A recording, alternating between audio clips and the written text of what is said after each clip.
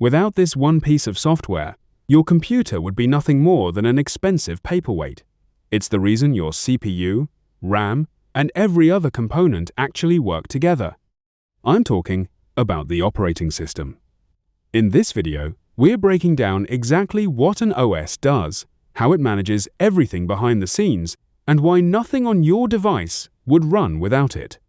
Let's get into it. Here's the problem the OS solves. Without it, every single app would need to know how to directly control your CPU, memory, and hardware on its own, completely impractical. The operating system steps in as the middleman. It manages hardware resources, gives every application a consistent way to run, and makes sure multiple programs can operate at once without crashing into each other. Let's break down what the OS actually manages, starting with two of the biggest jobs. Process management, the OS, decides which programs run, when, and how much CPU time each one gets. It switches between processes so fast that multitasking feels seamless, even though the CPU is really only handling one thing at a time.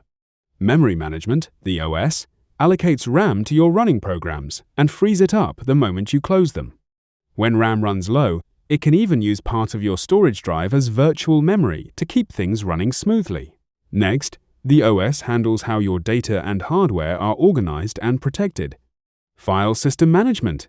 This is how your OS organizes, names, and retrieves every file and folder on your storage drive, along with controlling who has permission to access what. Device management. Your OS communicates with hardware like your keyboard, printer, or graphics card through small translator programs called drivers. Security and access control. The OS manages user accounts, permissions, and keeps unauthorized users out of your system. The OS also gives you a way to actually interact with your computer. This comes in two main forms: a GUI, or graphical user interface, like Windows or macOS, and a CLI, a command line interface, like you'd find in Linux. Not all operating systems are built the same way. Batch OS processes jobs in batches with no user interaction, think old mainframes. Time-sharing OS allows multiple users to share resources at once. Real-time OS is used where timing is critical, like medical devices. Distributed OS manages a group of independent computers as one system.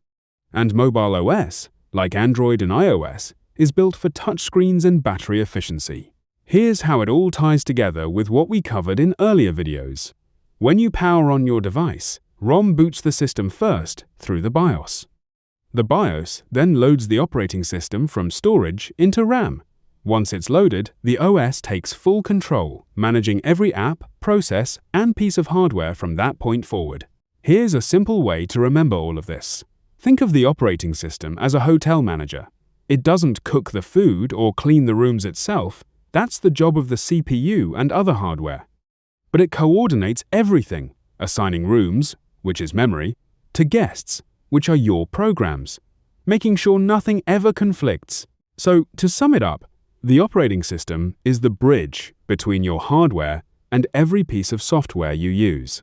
It manages processes, memory, files, devices, and security, all at the same time. Different types exist for different needs, from real-time systems to the mobile OS in your pocket. And without it, none of your other hardware could actually be put to use. If this helped you finally understand how your operating system works, hit like, subscribe for more tech breakdowns, and let me know what you want explained next.